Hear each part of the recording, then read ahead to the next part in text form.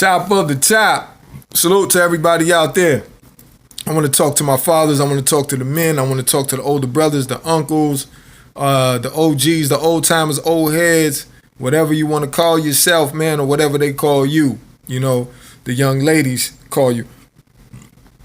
We got to educate and elevate our young ladies into not just believing, but knowing. For them to have a knowing within their mind that, you know, they don't have to try to, you know, do a bunch of extra things to get attention just to attract a certain boy or young man or man that they like.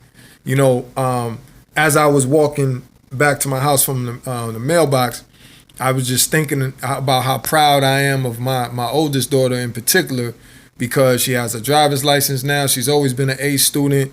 She's going to college next year. She's she's going to be doing her senior year of high school this year, starting in September. But she'll be going to college. She wants to study abroad. She's been on the student council in her high school. I believe when she was a freshman in her high school, she was the first African American person, girl or boy, to receive Student of the Month. They had a big, display case of pictures of her family, her, and the different things that she wrote in there. And it was just, I remember her sending that to me, and I was just saying to myself, wow, I'm super proud of my daughter because she's so focused on what matters. Her freshman year of being on the step team, they made her a captain, which is something that's unheard of. But it just goes to show that when we expose our children to more than just the norm, which is this goddamn phone I have in my hand, video games, sports, and traditional holidays and all of that. If we only expose our children to that and we don't, step outside of this so-called box and expose them to things that will be relevant to their existence now, right? And also that will help them to grow into productive, sociable, pleasant human beings. My youngest daughter's the same thing. A student. They've both been A students since they have been in school. Since they've been in kindercare, they have been getting awards. That's no exaggeration. And all credit goes to God. I give their mom a lot of credit too, because we co-parent from a distance, but their mom has done a great job with them. I'll say that. I'll give her that. She has done a great job instilling the right things as it pertains specifically to education and their behavior. I have never had a teacher say anything to me about them when they were babies. And even now that, going in middle school, high school, nothing, but we have to, once again, their mom was and I encouraged the things that their mom would do with them, or, put them in, plays in the school and allowing them to go on to certain school trips, to visit universities and, to work with animals and shelters and things of that. You gotta do things. These kids' minds are so impressionable and so powerful that if you, especially these little girls, man, I mean, it's not taking anything away from my young soldiers, but these little girls, if my daughters, man, they get my phone and I give them my phone because I have 2 Androids. They have iPhones. I give my daughter, here, fix this for me. They do, done. Dad, it was just this. I don't know. But that's just the beauty of these kids' minds.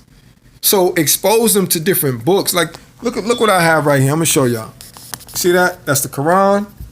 As a Man Thinketh, Think and Grow Rich. And then I have another book right here called the Allah's Most Beautiful Names. Right? And I stay reading. And there's more books all around me. There's another 1, 2, 3, 4 books. And then there's more on the table, on the kitchen table. So even on my bed, I sleep with books around me. So it's to continuously learn and pour into myself so I can be a fountain of youth, of knowledge, of information, of powerful, uncommon, unusual, jewels that they don't teach you in school.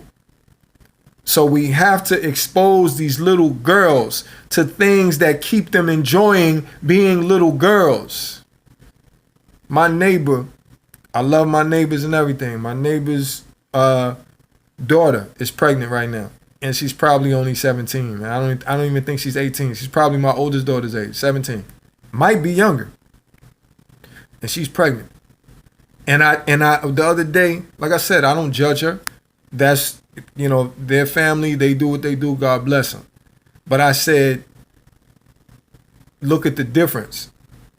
My daughters, they're around the same age, but my daughter's thinking about bigger and better things. She's not thinking about having no child. Both of my daughters don't even, I asked them, I sit down and talk with them about boys.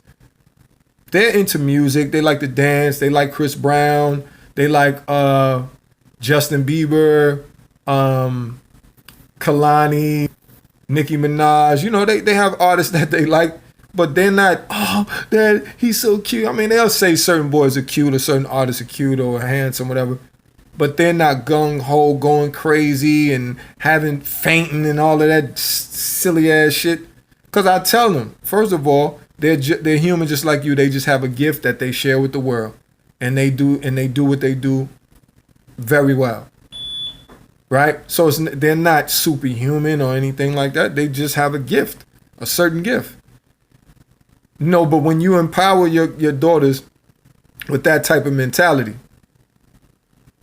and you let them know that they are the value, you let them know that they're not just, just a little, just anybody, man. Just average or regular. And even without you saying that to them, if you treat them a certain way, or if you don't expose them to certain things and you don't teach them certain things, that's how they're going to feel about themselves. Or they're going to feel like they got to jump out there and do something stupid to get some attention. And then now that's when a lot of y'all fathers want to step up and be fathers. When you get the call from the mother saying, come get your daughter. She out here just being a little slut bucket. So with that being said, I just want to tell the fathers, the men, once again, step it up. Even from a distance. I'm co-parenting from a distance. I'm a couple of states away from my kids, but I just do the best I can with what I have where I am. And when I do get time with them in the summertime, or if I go up to visit them, I make the most of it. Remember, kids spell love Time. So whether you put that in over the phone, you write letters for the fathers that sometimes the mother's playing games with the kids and doesn't let the kid talk to you over the phone, send them a letter and keep a copy of it. So if anything goes wrong, you can always say, I did try to communicate with you. I did try to send some love your way, send some knowledge your way, send whatever it is, a part of me your way for whatever didn't get to you, but I still have it. That's some game for y'all. But most importantly, let's expose our daughters to more than just the regular foolishness that we see every day on the TV and on the internet. All right? One love, y'all. In a minute.